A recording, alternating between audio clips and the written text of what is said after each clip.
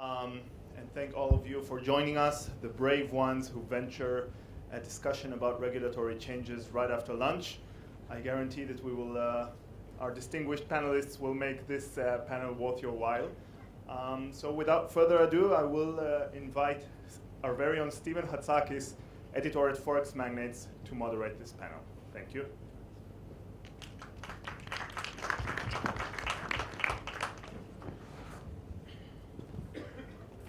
Hello, everyone. Thank you for joining. Today we're going to be discussing the effects of regulation on business between Dodd-Frank and EMIR and everything in between. But as it's such a vast subject to cover, we're going to try to touch on different sides of the industry and how regulation affects the many spectrums. And accordingly, we have a diverse panel of people from across different sides of the space. And I'd like to ask if you can introduce yourselves so we can begin. Hi, I'm Mark Kelly, Director of Professional Services with Abide Financial. Abide acts as a third-party reporter for a number of companies in the UK and elsewhere, by which I mean that we take trade data and send it on, validate it, reformat it, send it on to trade repositories. And we are the largest third-party reporter at the moment in the UK, and do something like 1 million Forex transactions daily from the likes of Alpari, Gain Capital, LMAX, and so on. Most of my time, because I'm looking after professional services, I'm spending time looking at how people are populating the reports, and I'll be going into some detail on how to report FX and binary options trades in the session we have in the meeting rooms at 4 p.m. today, to which you're all very welcome. Thank you. Hi, I'm Nick Mortimer from CFH Clearing. I'm head of prime brokerage and clearing. We're a prime provider to a lot of retail brokers and asset managers alike. And probably I'm on this panel basically to empathise and sympathise with a lot of people out there who have gone through this horrible process of EMIR reporting. So that's why I'm here, and hopefully I can give you some colour on what we've done, and hopefully it will help you. First of all, I want to thank our moderator Steve and Erez for such a brilliant conference and excellent content. And I hope all of you enjoy everything. My name is Tal, I'll make it short. I'm Tal Ron, I'm a lawyer. I'm from Tel Aviv. We have the largest law firm concentrating on Forex, binary options, gaming, and high-tech. This is what we do, and that's it. Thank you. My name's Steve French. I'm a Director of Product Strategy at Triana, and I'm responsible for looking after our strategy on a global basis, covering all of the regulations. So that covers reporting and clearing and trade certainty. And Triana itself are a post-trade pre-settlement company. We connect up many of the prime brokers, the executing banks, platforms, and the clients themselves for post-trade, give-up flow for prime brokerage, matching, and of course clearing connectivity, reporting connectivity. Thank you. My name is Shai Hamama. I'm from Markets Pulse. We're developers of binary options technology, binary options platform. We've been out there in the market since 2008, so we've seen a tremendous change in regulation, and I'm here to provide the aspect of the technology side and how did the brokers that we work with are dealing with the changes in regulations and how it affects the technology. Thank you for sharing your introductions. So we'll start with the effects of regulation on business, and I'd actually like to start with Shai, if you could explain, what has been the most pressing regulatory issues that you've noticed that are affecting, retail brokers right now, from the companies you've worked with, from the feedback you've had. If you could elaborate on some of the key, most important issues that are affecting, how they operate and their bottom line. I mainly think that it's a matter of jurisdictions, of course. It depends on under which regulations you work, if you work in Japan or Europe or the US. The thing is that these changes in regulations that can come from several points or several aspects can affect even other aspects of the operation. So if we are talking about changes in the onboarding process or joining process, then this is something that also affects the marketing. And this is one of the most stressful points in several of the markets. If we talk about reporting, this caused, as Nick can also share with us, it caused quite a headache for many of the brokers, and it also affects technology.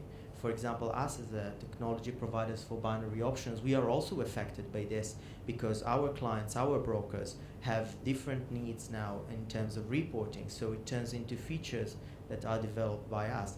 And the last thing, I think, is the nature of the trading itself. At the end of the day, regulators want to protect traders. They want them to understand better what they're doing and not just to trade without understanding what they do. And this has also changed the nature of trading in several jurisdictions. And it's also, it's a challenge for the brokers because they want, on the one hand, to satisfy the client needs. And on the other hand, and the client wants quick and simple trading. And on the other hand, they need to satisfy the regulatory requirements. So again, if I just summarize, it's the nature of trading, the reporting, and the onboarding process. These are the three main points and most stressful points for brokers as far as I saw. Thank you. And could you tell us also how this has impacted your company, Markets Pulse, with development and dealing with your customers? Yes, of course. So as a developer, at the end, these regulatory requirements are turned into technology requirement or technological requirement. Because if there's a change in reporting, then we need to provide a reporting tool or a way to extract the data from the database in order to be aligned with the EMIR regulations, for example, in reporting. And if it's a change of the option or the trading or the instruments like happened in Japan in the past year, then that means develop a new kind of instruments and new interfaces that will accommodate the needs and regulations. So just like from the broker side, it caused us also a lot of work, a lot of interesting work, because you also have to be very innovative. How do you give a technology solution and a solution that is still attractive to clients and without or by changing the entire nature of the business because of regulations? Thank you. Stephen, I'd like to ask if you could tell us your perspective on the subject of how rules affect both your clients and your in-house developments and your strategy to developing products and your company's offerings. Sure. I think the first thing actually is that the biggest question for everyone probably in the audience today is what is the regulation? So what does it mean to me, and how do I interpret it, and who do I seek for advice to interpret it? So we spend a lot of time reading the regs. We're very much tied in with the regulators, and software companies I think have gone into transition now where they once upon a time used to be small and consultative, and then they had to find new products all the time. I think it's coming back to that consultative approach now, where we're being looked upon at Triana as a voice in the industry. We're plugged in. We work very hard to be plugged into all of the user groups, and then we actually consult with our clients to help them understand the regs, which is the first thing. Then we have to build out our solutions, and one of the things we do, given that we're in the middle of a lot of the messaging, is manage the processes around. Many of you had this issue yourself, I guess, with the trade identifiers. So who generates a trade identifier, who moves it on, what happens when it hits a clearinghouse, for example. So again, it's this understanding. And under Dodd-Frank, for example, for just a second, there are still many, many questions around four-way give-ups under the prime brokerage model and ECNs versus swaps execution platforms, which will be an OTF in Europe. So there's a massive impact, and that's still going on. For us, we have to be ahead of the curve. So we have to plan and we have to strategize and we have to put something out there that we think is going to resonate with the client base, the existing client base and the new clients. And we're pretty good at double guessing, but most of all it's about free flow of information and listening to your clients, which is a great skill, I think, a lot of the time, and actually talking to the regulators and feeding back to the regulators. The regulators themselves are very, very keen to hear what's going on in the other jurisdictions. Do you think innovation has suffered as a result of so much stringent rules that you have to work around, as opposed to being more creative and not worrying about the rules and then making it fit into the rules later? Have you seen any, relationship between the suffering of innovation, or has it not had an impact? I think some companies have suffered, but I think there's opportunity amongst us and our peers. I'm sure there's been great opportunity for us. And at the end of the day, it's about keeping the engine running, keeping that trading model running, whatever it takes. And clearing will come in. We have MiFID II coming as well, and we've been very innovative in trying to get the solutions out there. If you're not innovative, then I think you're going to suffer, basically. Right. And some companies we've noticed, take a more proactive approach, and they try to really press, their lawyers, the regulators, to best make sense of the rules. And others might embrace just whatever comes at them and kind of deal with it in hindsight. Could you explain, Mark, to us what exactly you've noticed from your clients in terms of, do you see many of them being more proactive to make sense of what's happening, or dealing with it in hindsight, or a little bit of both? What do you think is the best approach? I think there's a mix. Clients, some of them are so proactive, they're asking for solutions which can't possibly be specified because the regulation isn't ironed out yet. I think the role of an IT service provider or middleware provider is, as Steve says, it's got to include a consulting aspect now, because in a lot of cases these rules are changing so fast that the clients don't have time to absorb it and understand what's required of them. So you can act as a sort of buffer and an interpreter of specific rule sets and provide clients with an easy interface. Now, where that becomes simpler, where that helps clients when rules change, and bear in mind that since the EMIR trade reporting started in February, 11th of February, the day before, there was a major update to the Q&As, which nobody was able to incorporate those bits of guidance into their solution. There have been two or three further updates to the Q&A since then. 70-page documents. So exactly. So if you've agreed a standard format in which you're going to hand over your data to Triana or Abide, then your middleware provider can take some of that pain away and do the replumbing behind the scenes to feed through to the trade repositories. The problem with people trying to do it themselves and go direct to the trade repository is that the trade repository specs change, the guidance changes, and you're always going to be having to update and adapt your system. Or have a lot of compliance people working on, keeping up to date with the, That's right. the latest changes. And It's overhead. The direct effect is some of the previous priority projects that were going to deliver business benefits, your new products you wanted to introduce, have to get pushed down the stack, the development stack, because regulation will always have the ace card. Priority. Yeah. Right. Tal, could you tell us, the feedback you've had from customers, and are they looking to get regulated somewhere, maybe for cost efficiencies versus, branding versus, where it's easier, where it's harder, and the pros and cons between both? With pleasure. So, first of all, I think the idea that we need to understand that it's not, you can still do regulation and still make a lot of money as a broker. Doesn't mean necessarily that non-regulated brokers make less or more than regulated brokers. The idea here is, as Stephen spoke regarding creativity, to be creative. Now, lots of the clients start with some kind of last year, very popular was the New Zealand license. The New Zealand licensing was cheap, cheerful. Lots of brokers liked and went to this approach. And what happened is many of these brokers were deregistered from the registry in New Zealand by the authorities. And this year, 2014, we see a more increasing number of brokers working from unregulated jurisdictions and testing the water. If they like what they do, they move onward to regulation. Now, most of the regulations that we see in these days are separate regulations, EU, SISEC regulations. Indeed, it means more burden of EMIR and more burden that were in previous years, but it's good because you can passport it and it's luxuries. You can do your marketing better when you're regulated. You can sleep well at night when you're regulated. But at the beginning, people start test the water. What about, that's great feedback, thank you. What about for the, companies that have been established already for 5-10 years, they have a few regulatory hubs.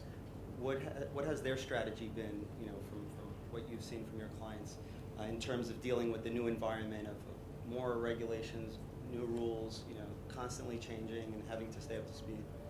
I have a few clients who were registered at the FCA in UK and they just left. They left UK, some of them with scars and wounds. And some of them just, it took a couple of months to leave the UK, and some of them still have their deposit there. We see change, and we see like an arbitrage on regulatory licenses. And sometimes there are companies who pick up the best licenses for them. If there are people who are going on Arab-speaking markets, let's say the Gulf area, Dubai, Saudi Arabia, some of these clients there are not really looking for license. So if they do license, they license it lightly. But if we're speaking on European markets, either people start with non-regulated structures with a legal opinion, let's say British Anguilla structures, and then once they see that everything is okay, they take more licenses to the arsenal. Now, it's funny that if you guys get into websites, there are a couple of companies and groups that you can see in the footer of their website few regulatory jurisdictions that govern them. So some are like eToro that have first passported and then took other licenses of themselves, and some just took as an approach, which is, I think it's an intelligent approach, to go on several jurisdictions and several licenses in the same time. But it all depends on budget and your strategy, because if you have a very, very aggressive strategy, it's something different. That's right. You always see the disclaimers on the bottom because they're normally required by the regulators, as we all know. Depending on the business you operate in, and it's always a good place to check. On the bottom of a site when you're doing due diligence. So thank you for that feedback.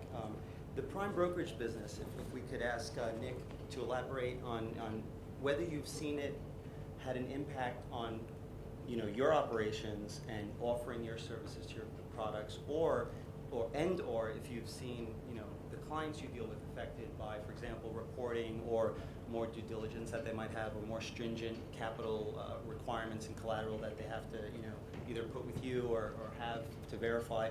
If you could tell us about that, please. I think from our point of view,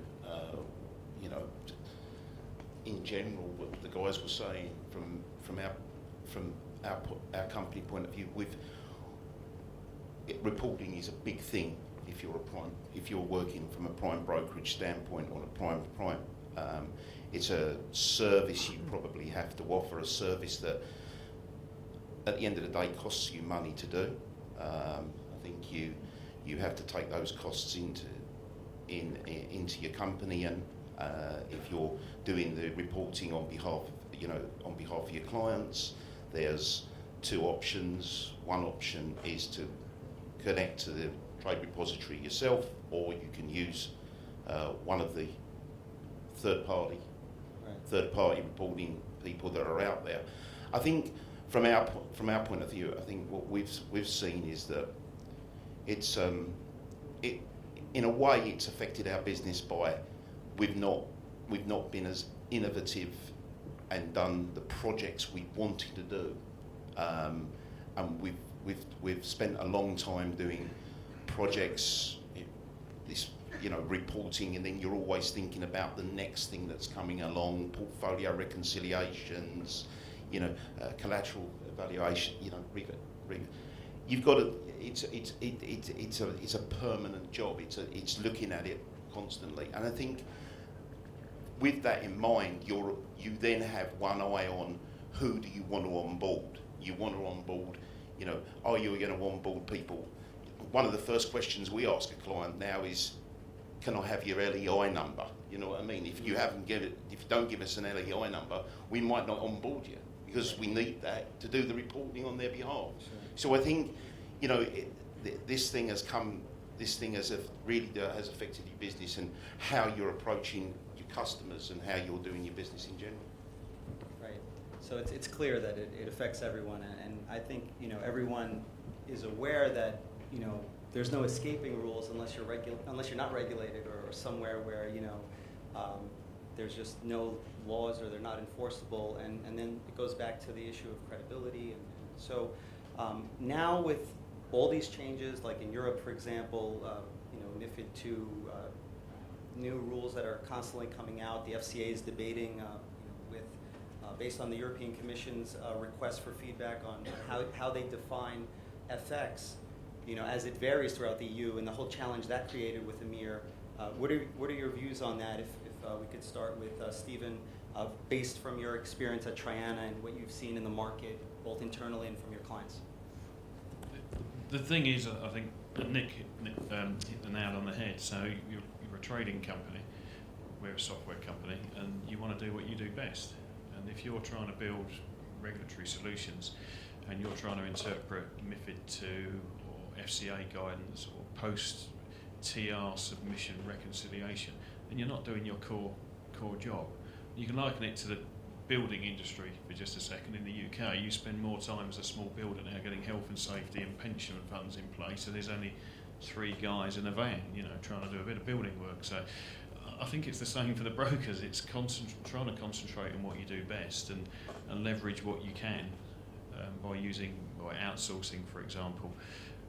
We partner with a company here in Cyprus to make it easier for the local clients. They know the customer base better than us. The customers here have a direct route to what they have to do and get done, and that makes people feel more comfortable. So understanding the local jurisdictions, we've also got clients under EMIR, and I'm sure there's others who are familiar with this. We got phone calls from banks as far afield as New York and Tokyo, and they were calling us up and asking, how do we report under EMIR? And I was the fool saying, no, you don't understand, you don't have to. And they said, no, you don't understand. If we don't do it for our clients, we're going to lose those clients. So trying to educate someone in Tokyo, as I did, about EMIR reporting, it's bad enough doing it in the UK, but doing it via an interpreter in Tokyo is no mean task. Big challenge. And it was a challenge for most everybody operating in Europe reporting under EMIR, unless they took the position that they have to report and they're going to. Others weren't sure, and they were caught kind of like, does this apply to us, does it not, just for CFDs, just for FX, with the varying of opinion on interpreting whether or not FX is a payment versus whether it's an investment. What's your view, Mark, on the definition of FX? Should it be considered a payment? I mean, I'm not asking you to take a position, but what's your opinion on what is the solution for EMIR as far as FX is concerned? I think I don't mind taking a position, okay, but it won't be the same one as the FCA currently takes in the UK. There is some debate, but I think that over the long term, this is going to fall down to a very simple resolution whereby FX spot is just going to be normal vanilla spot for normal spot settlement, and this kind of interim period between 2 and 7 days to maturity is going to go the way of the rest of Europe and be treated as a forward. I think that's the way that's going to go. What we also need to remember is, completely outside of that discussion, rolling spot Forex has been defined by the European Commission as a CFD. It's a CFD based on a currency, and that was established a couple of years ago. So all of the rolling spot Forex is reportable as of 12th of February of this year for EMIR purposes, and that's unaffected by the current debate about what is a forward and what's normal spot.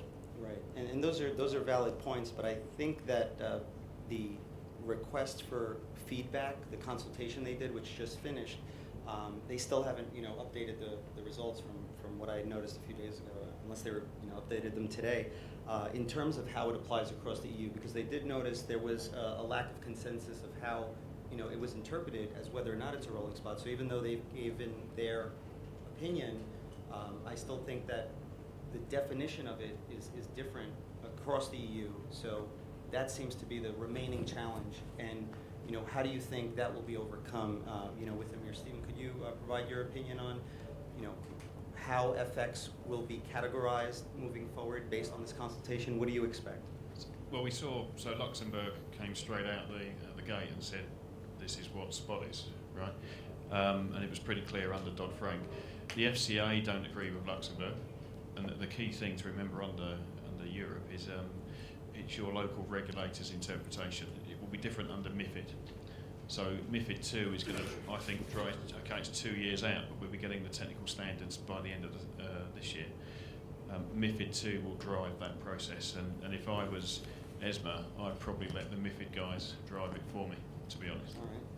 Shay, could you tell us about the reporting and how this has affected your clients in terms of the technology you provide and how you either help them facilitate that reporting or feedback you've had, dialogue with them, different ways that that's affected it?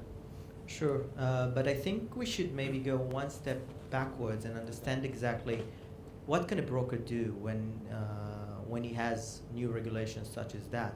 I mean, there's a very fine line and a very, the broker has to balance at the end of the day in order not to lose his client base. But he cannot say,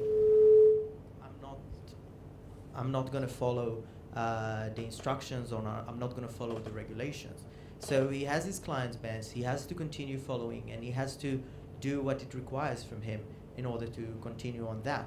And I think it's not just reporting, because currently, yes, the EMIR is around reporting, but fairly quick we'll see more changes and more regulations, and if it's on the assets and how they're traded and how the instruments are traded and when can you offer and what type of offer can you give to your clients. And it's going to be to create, if their position is to make full standardization of the entire of Europe, specifically here, and also several other regulators worldwide, they follow them.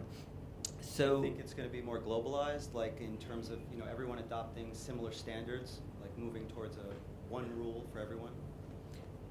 I can't see it globalized to a level of one rule for everyone, but there is. I mean, regulators do learn from each other. We see how regulations in Asia or in Australia follow sometimes the UK, sometimes the other way around.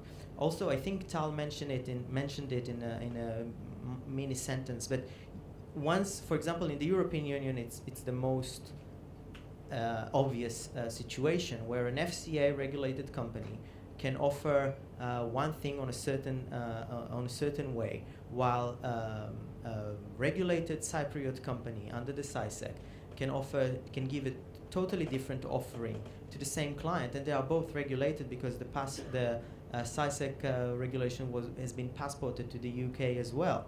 Now these gaps have to be closed. I mean, it will be closed at the end of the day. There will be some sort of a standardization. This is what the MiFID is trying to do. Now, since brokers don't really have the opportunity or the decision whether to take it or not, they need to cope with it. For us, again, as a technology providers, we got lists of lists, and we're also providing binary options technology, not FX. So it's even a bit more difficult because these reporting regulations are not really adjusted for binary options. So we had to take all these requirements and like my colleague here said, to understand it, we became a sort of a consultant to our clients to understand what these regulations mean for binary options, and then how are we going to send the report to the repository for binary options. So yeah, it has affected us tremendously in this way, mostly in a manner that we're not just technology providers that get a list of requirements for the client, because the client sometimes, the brokers sometimes are a bit confused with it, especially because it's binary options.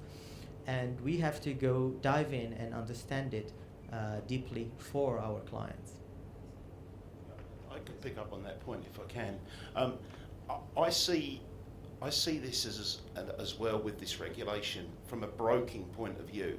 And I think there's a lot of brokers here these 2 days who offer many products, spot, binary options. They might offer CFDs, indices CFDs, single stock CFDs. And I think the regulation really, from my point of view, and I think from other brokers' point of view, is it probably will lead to people just being specialists in an asset class. I think there's a lot of people who are saying, well, look, we had an indices CFD offering. You know, if you actually break down what we make from that offering, do we want to go through the whole process of reporting and then clearing when clearing comes? There's extra charges for clearing. And I think a lot of people, there's two ways that could be approached here, and maybe Shai, is talking about it, is that I think per jurisdiction you might have to open a separate business to onboard people. That separate business sits in that jurisdiction because it's easier to clear CFDs in that jurisdiction. So you might have CFD over in one jurisdiction because it's easier to do that. CFD binary options in another because it's easier from that point of view to onboard. And you might get to the point where you're actually onboarding the customer in 3 different company names because that's how you split up your business. It might actually fragment your business rather than, and I think that could happen if we keep going down this road of different regulation in different jurisdictions and not having one global. But Nick, I have a small question for you.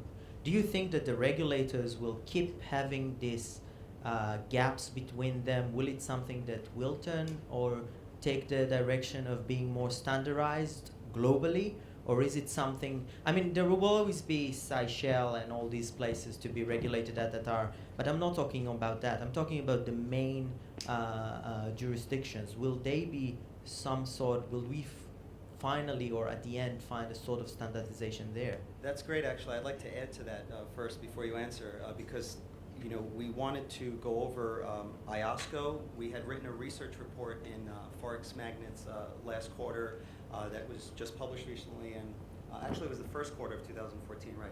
So IOSCO is this international organization of security commissions, and they're cooperating with over 100 regulators.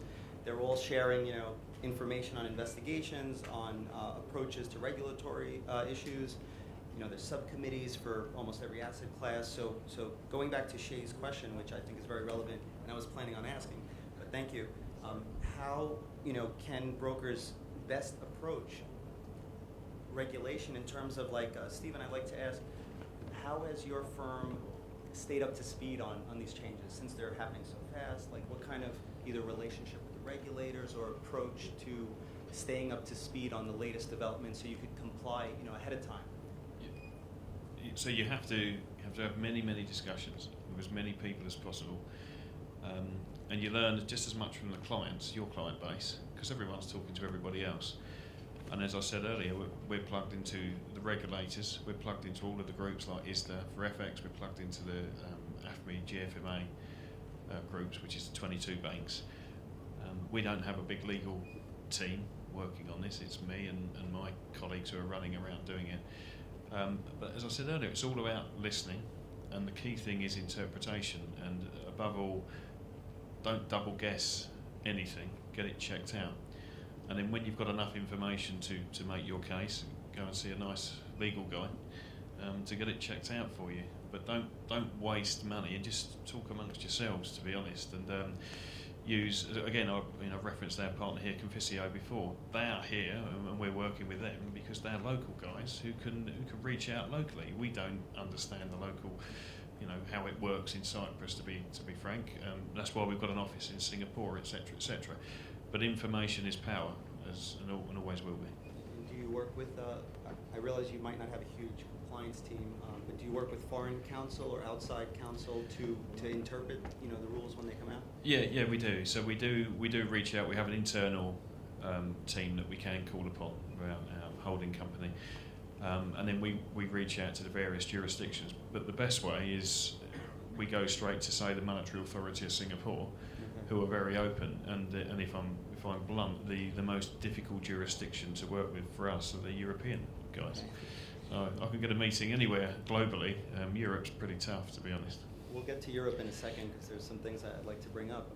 But going back to the point of speaking to the regulators, Tal, have you had successful interaction with regulators in dealing with and trying to make sense of their rulings and their Yes, of course. I think that, and even here there is a very big diversification between regulators. Now you mentioned YOSCO. That YOSCO, they have a very nice website, and you can see the blacklist.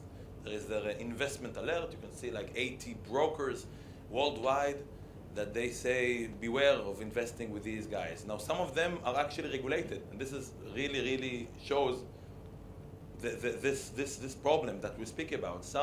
There are companies that are regulated in some jurisdiction and still blacklisted in the YOSCO. So the YOSCO is a nice incentive, a nice initiative, and can be good, to boost traders' trust. But at the end of the day, if they don't have a unified interpretation, it's a problem. Now, if you speak about regulators, there are many regulators who are open to hear from crowd and from lawyers. I can give an example. Isle of Man, near England, very open, a nice place where you can sit in the bar with the regulator, and within like 20-30 minutes you can discuss stuff over a glass of wine or beer. And it's in the Isle of Man. It's not a coincidence where it's so easy to regulate binary options. Okay, binary options in the Isle of Man, their perception is it's gaming. Now, if you'll say to the CISEC that the binary option is a gaming, they'll look at you, hello, because since May 2012, it's considered as a financial investment, and we all know how it's considered in Europe, and also in Europe it changes between jurisdictions. So there are regulators where there is a dialogue. Isle of Man is a good example. Israel, or many of the people here in this, in this audience and in the expo are based some kind there or some. It's a very sensitive issue because there is no official regulation. There was some kind of regulation that went in force, but it's not complete yet. And recently in April there was another change, and it's a very interesting that in Israel it's still not clearly defined the idea. And I give it as a good example where there is a good dialogue with the regulator and good dialogue with the authorities. Okay, they ask from professionals to okay, what do you think is a capital requirement? How it should be regulated? Maybe we'll take the EU as an example, maybe the FCA. No one takes, I don't know, Belize or New Zealand as an example, but they do get nice ideas from outside, and there is places where there is a good dialogue, and we should continue on that. Mark, can you share with us your experience in interacting with different regulators on matters for your company as well as your clients? Okay, well, Abide is an arm, an approved reporting mechanism for MiFID transaction reporting. So we're directly regulated, so I have normal communications with the FCA in the UK because of that. In terms of EMIR, it's been more sort of step-by-step guidance. And we've found in general that the FCA has been they've got an EMIR group which has been very receptive to the idea of attending our user group forums. They'll answer specific questions, and sometimes we'll give you a heads up of what's coming in the Q&As from ESMA. ESMA, we found it's more of a black box. They've got a lot more people to deal with, but it's harder to get direct answers. It was a little easier a couple of years ago, but now that they're up to speed, they will tend to make you wait for the next Q&A to come out. Going back to the FCA for a moment, Nick, can you share your experience with working with the FCA and interacting with them as a regulator, maybe compared with other jurisdictions? I mean, after all, the UK is the financial center of the world as far as Forex is concerned. So, how do you view dealing in that jurisdiction? Well, obviously we do our FCA reporting, that we have to do as a broker, and we have our regulation, we have our how we're regulated by the FCA. That's handled by our compliance people, so that's what we do. I think from our point of view, we look at our business that we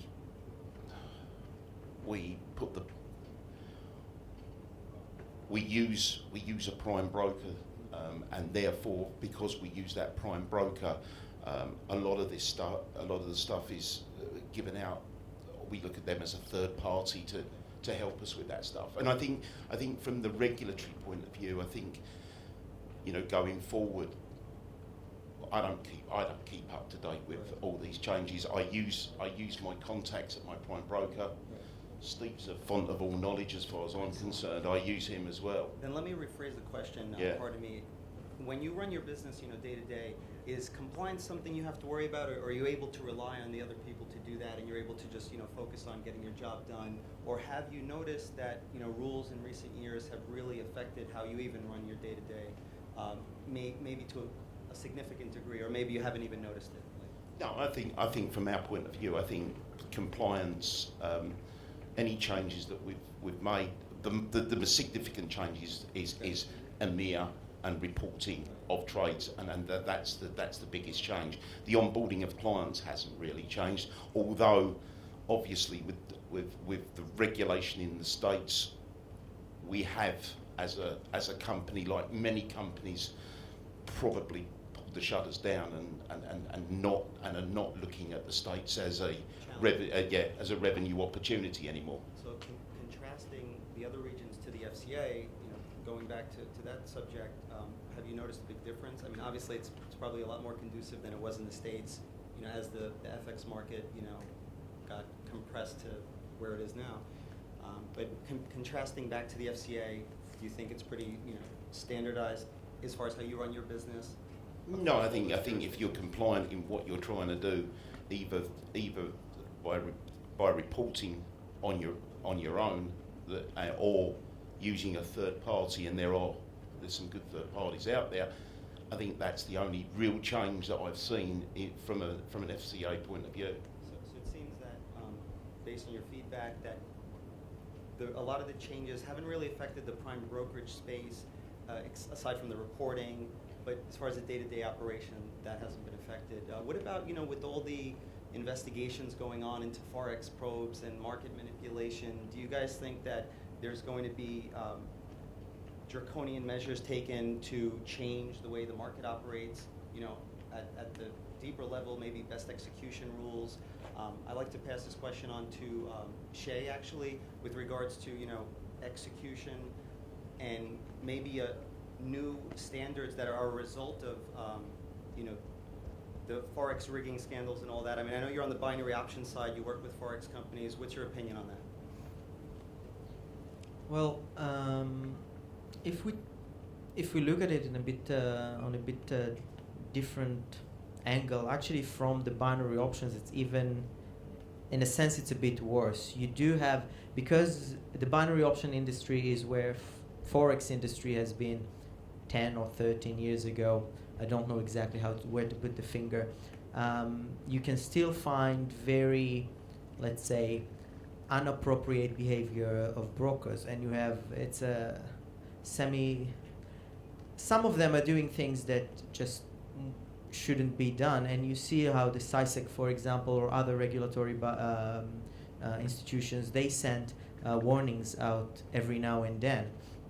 And I think the more standardized an industry is, and this is generally speaking, it's not just for online trading, it's most industries are the same way. The more standardized it is, the more regulated it is, the better you'll see less of the Western behavior, less of Wild West behavior.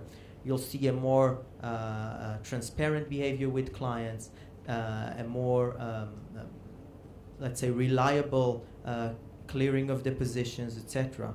So this is, I think, all of it's on our interests, all of us, technology providers, brokers, and of course traders, to have the industry more regulated and more standardized. Now, how do you take these regulations and how far do you take it? It's a thing to consider, and this is the negotiation, in a sense, that has been going between brokers and brokers associations and the regulators themselves. And this is the direction that everyone, in my opinion, should take. So this could bring credibility to the binary option space, a place where I guess more regulation is welcomed to help, you know, solidify it more as a viable asset class alongside the other, you know, Exactly. Excellent. Tal, please. I think that one of the reasons that binary options are late in this issue is that, as we mentioned, until 2012, it was quite a gray area. Only then it started to be treated as something that should be regulated. Now, historically, there weren't many companies, binary options brokers, before 2011, 2012. I think the biggest boom started in recent years. Maybe Shai will tell me if I'm wrong, but I think that You're right. I'm right. Okay. So, historically, many of those binary brokers were were incorporated in BVI, because BVI back then didn't have any sort of regulation. It looked like a black hole or a place where you can do anything and just get away with it. And what happened is that in the recent years, the BVI have a regulator. They have the IFC, the FSC, the BVI FSC, and the Financial Service Commission. And what happens is that they blacklist, and it's so it causes so much harm that even Google remembers a broker as blacklisted even years after they finished regulation somewhere else. And it means at the end of the day that, first of all, people should always now start to consider regulation, even light regulation. And even if they're not regulated and operating from jurisdiction which does not have FX or binary regulation, they should say and should still have what Shai mentioned. He didn't say it in that word, but I think you meant the same issue, some kind of self-regulation. It means to work on more transparency, less do manipulation, be honest with the clients, because at the end of the day, no one likes to receive a letter from the AMF in France or from the Consob in Italy. And sometimes it's letter, written in Italian, translated to English, or sometimes only in English, stating that a broker is now subject to a fine of 250,000 euros. Now this is... I think it's not just a legal matter. Even if we look to the future of these industries, it will be much more clear and much more stable industry if everyone just... Because otherwise we're, in a sense, you'll see brokers that are ruining the industry that they are in, and this is just something It that happened in is Forex. absurd. It's a good observation, and the analogy you made before to FX is very on point, because binary is kind of lagging FX, maybe, 5-10 years, with regards to its evolution and the path that it seems to be on. So, like Tal mentioned, the approach to regulation might be for brokers to self-regulate as opposed to wait for the regulators to take draconian measures. So going back to that point, Mark, could you share what do you think about the whole news attention that the FX rigging and market manipulation has been getting, and whether or not you think that might cause the policymakers to be under pressure from the politicians to kind of force the regulators to make some draconian measure? Do you think that might happen, or do you think what's your opinion on the future for that? Well, it's interesting. Some of the problems that have come out in recent times, the sort of market manipulation and suppressing gains and passing on losses and so on. Some of that's resulted in fines is not the result of any new regulation. This is the result of regulation that's been in place for a long time for securities firms, equities and bond type trading. What's happening is that some of that existing regulation around suitability of products, marketing of products, and manipulation of markets is now coming to bear on the FX environment. I think that's partly because the regulators haven't really had much perception, much overview of what's happening in these markets until quite recently, when they started asking for reports. They're now collecting the information that they need to be able to actually identify wrongdoing. And it was interesting. We did ask on a panel, a few of us were on a couple of months ago. We asked the FCA, why are you collecting my nano lots of euro-dollar which have no systemic risk at all? And the response was, EMIR trade reporting isn't just about systemic risk. It's because in a lot of jurisdiction, some of these OTC trades have never been collected.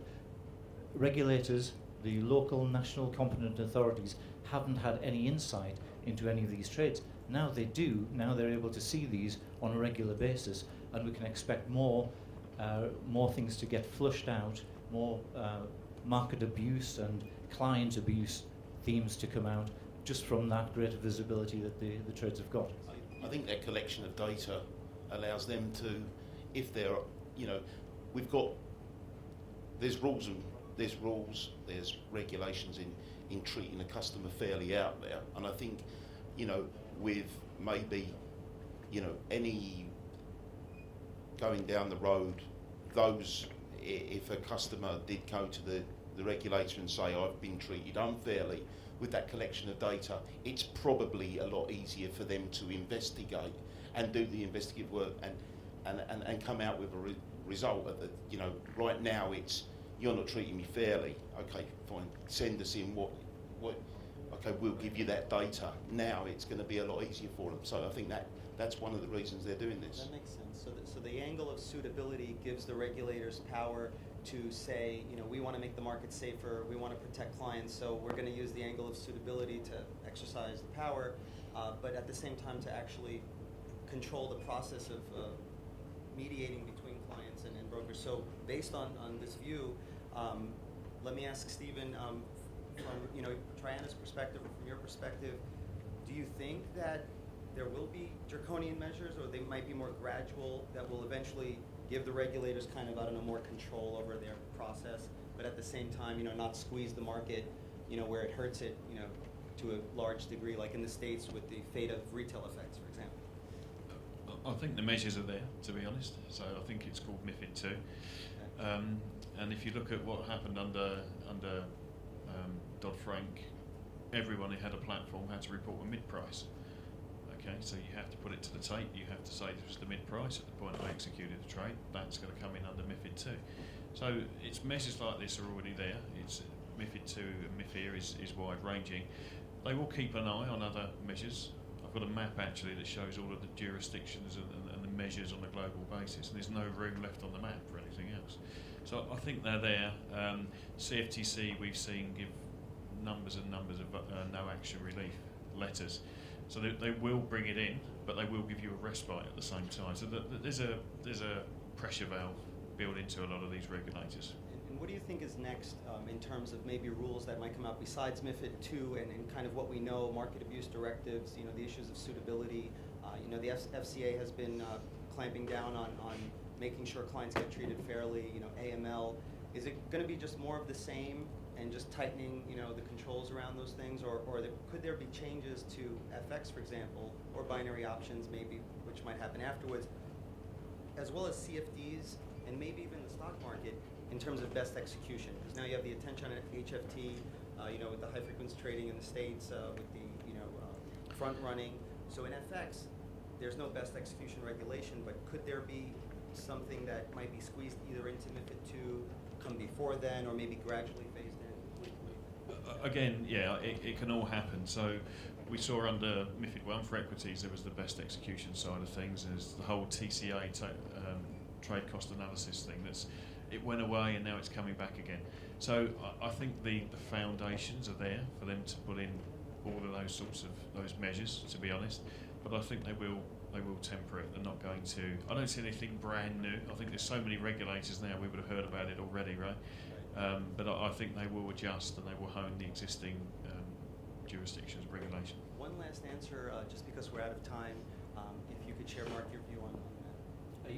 Yes, I just wanted to say we're starting to see a couple of, not all regulation that affects you is EMIR or MiFIR.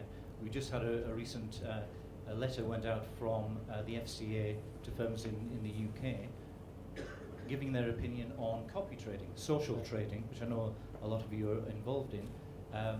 They decided that, it looks as though they're going down the line that copy trading, where you automatically have your trade done for you following another successful trader, will be treated as discretionary trading.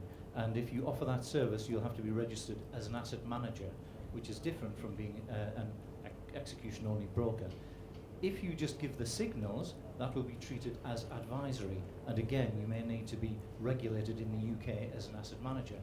This has had an immediate effect. It hasn't been widely publicised yet. Had an immediate effect. I saw an email in from Alpari saying that their copy trading facility will be discontinued in the UK as from 2nd of June.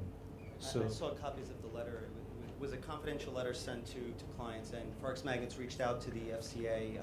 I'm sorry, not sent to clients, sent to certain copy trading, service providers, social trading, mirror trading.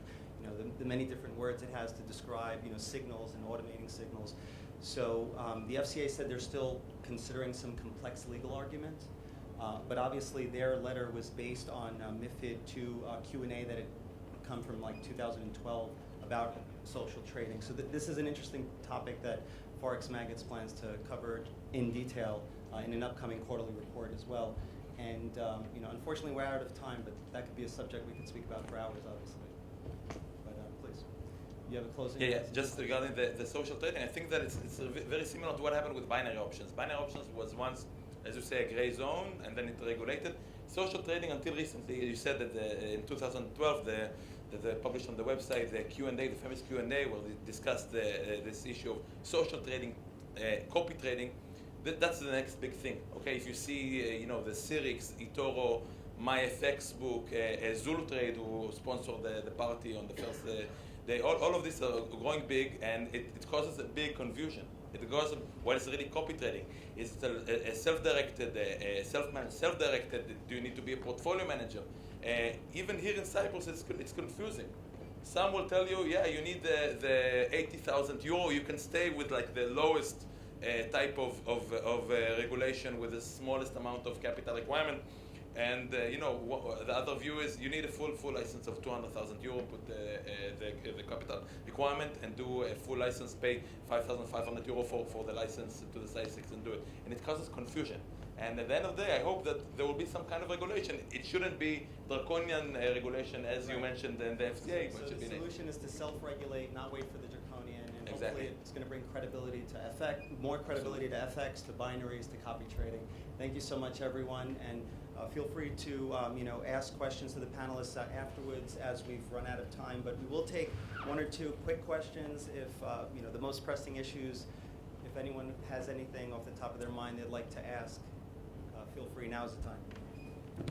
In the meantime, I'd like to ask everyone to just again briefly introduce yourself, your name, your company, before we conclude, and that will be a wrap. We'll have to conclude now. Okay, I'm terribly Thank sorry you. No, please, to thank be you the so party much. pooper, but we'll have to conclude now. This was a very, very interesting discussion. I'm sure everybody enjoyed it and hopefully also caught some details that they can use in their own businesses.